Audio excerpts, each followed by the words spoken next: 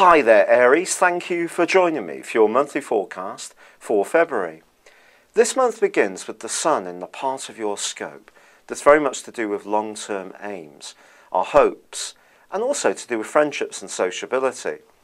But I must be clear, I do think that there are going to be times this month when you do feel gregarious, but at others you could be much less outgoing and may actually appreciate a little bit of time to yourself.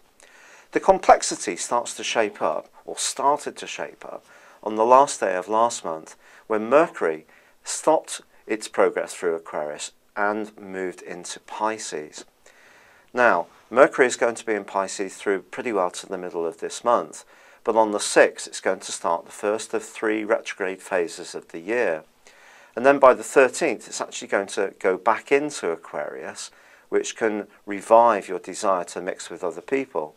And at the heart of this month, from the 11th to the 18th, as the Sun forges an amazing link with your ruling planet of Mars, you may find yourself particularly dynamic when it comes to connecting to one other person or a group of friends.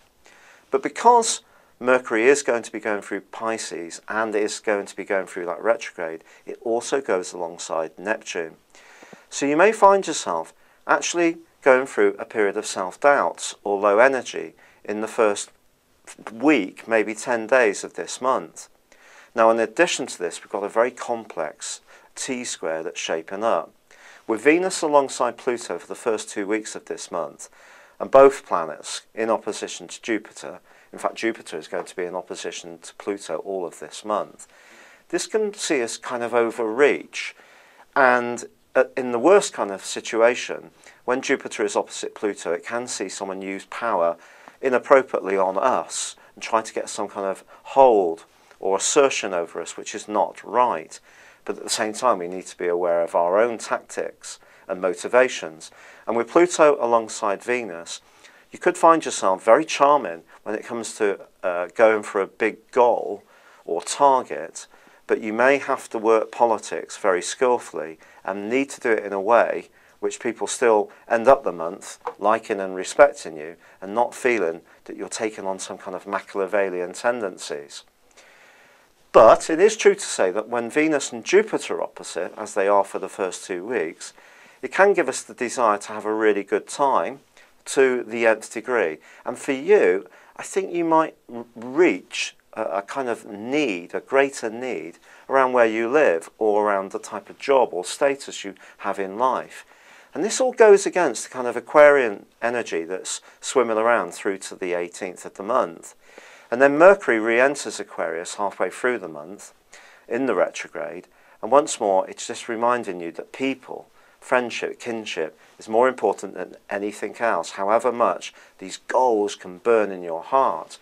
And then from the 19th, when the Sun does move into Pisces, it too is going to be combining with Neptune. And once more, that can see those doubts and worries and anxieties start to wash around your mind, or see your physical energy drop.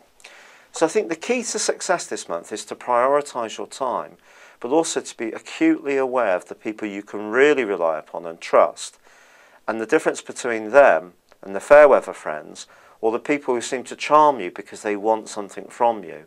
And that is something you really need to guard against.